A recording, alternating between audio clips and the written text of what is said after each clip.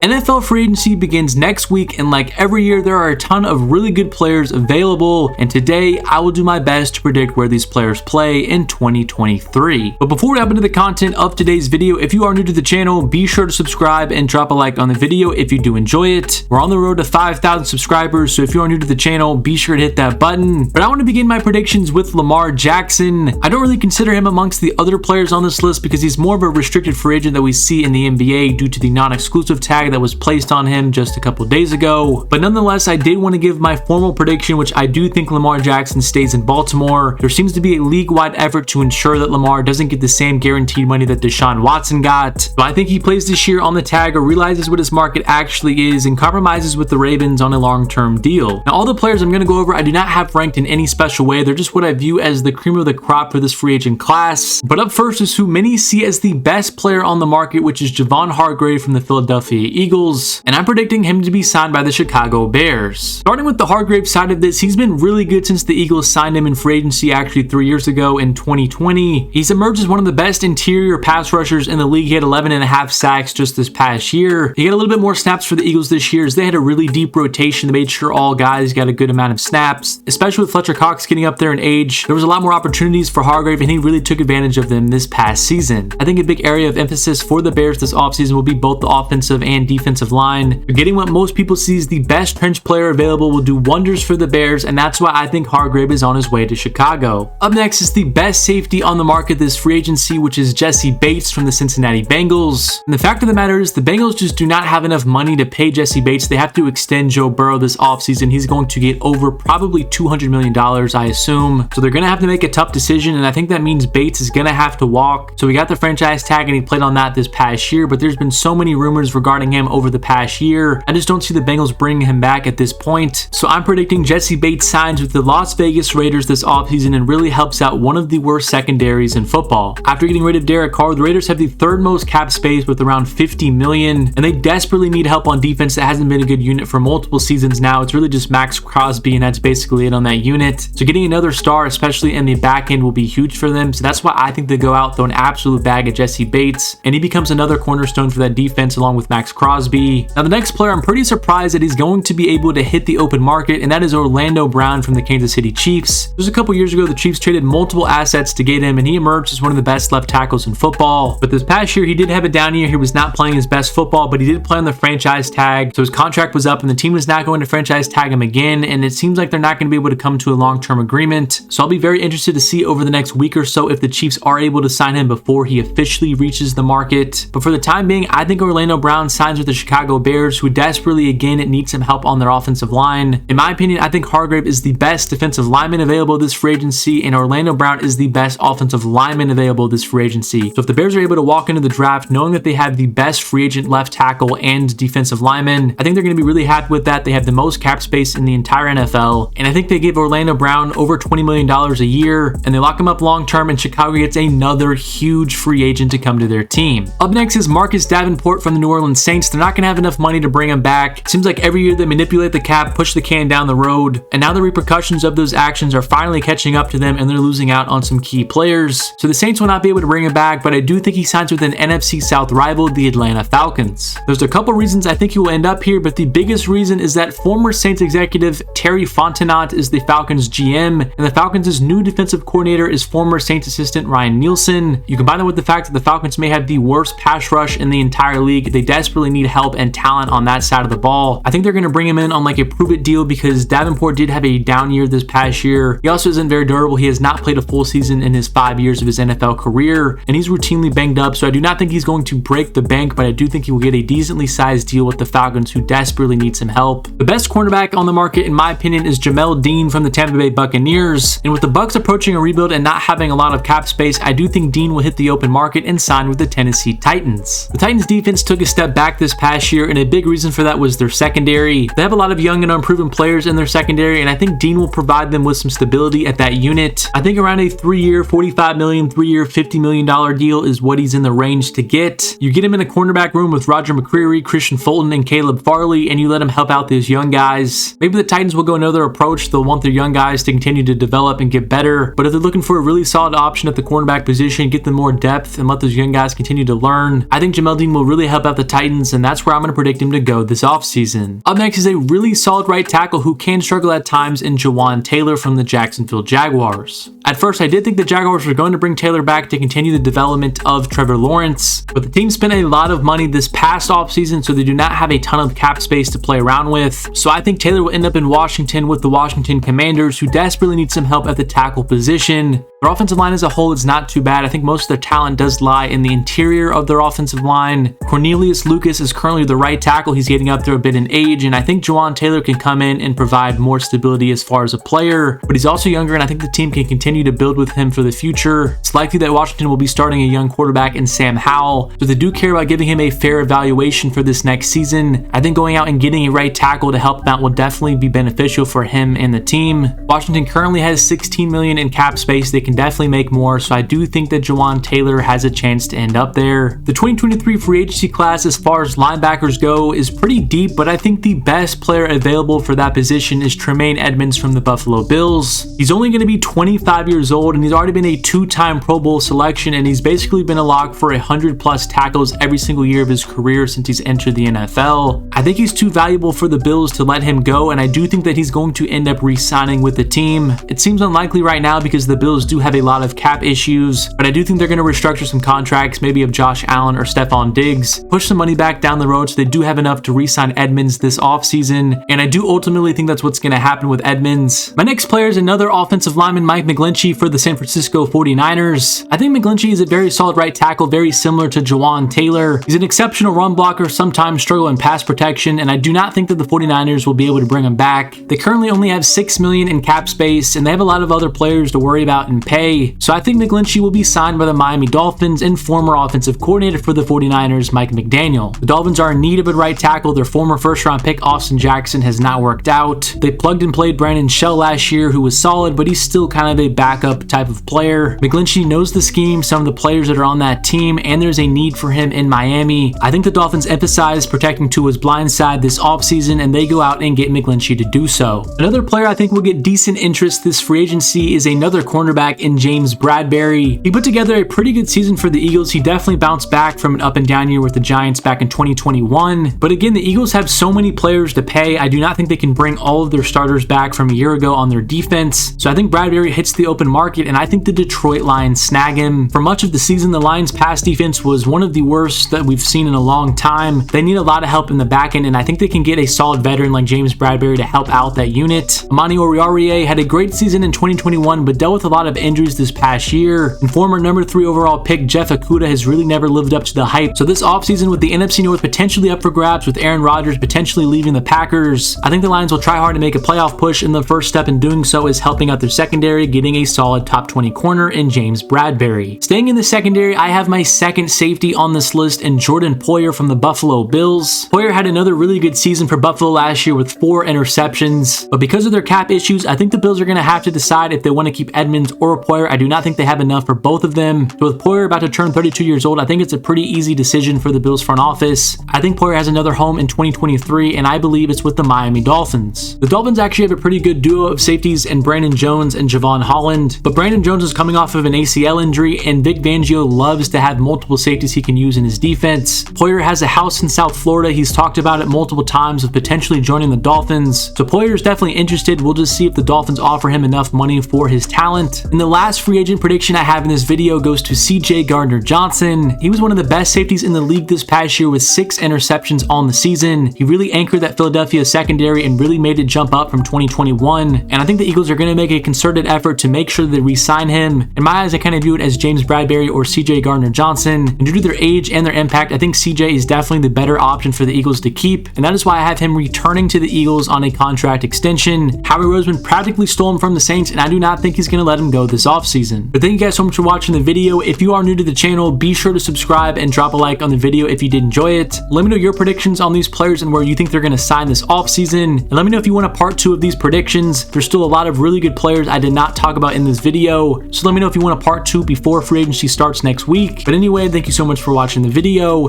and I will catch you guys in the next one.